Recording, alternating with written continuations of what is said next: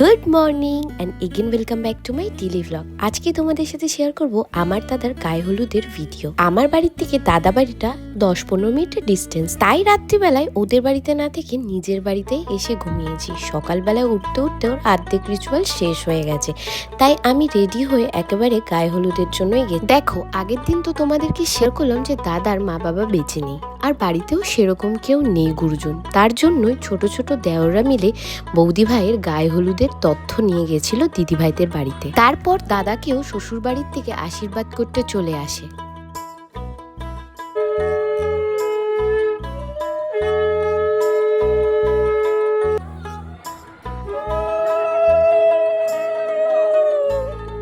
আর এখন আমরা যাচ্ছি সবাই মিলে দাদার জন্য জল আনতে।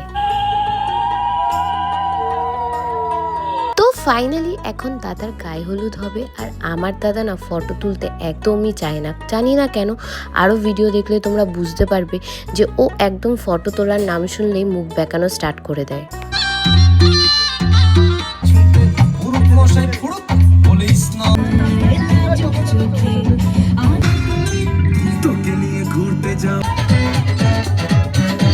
তো এই ছিল আমার দাদার গায়ে হলুদের ভিডিও। আশা করি তোমাদের ভালো লেগেছে। তো আজকের জন্য এই অবধি, বাই।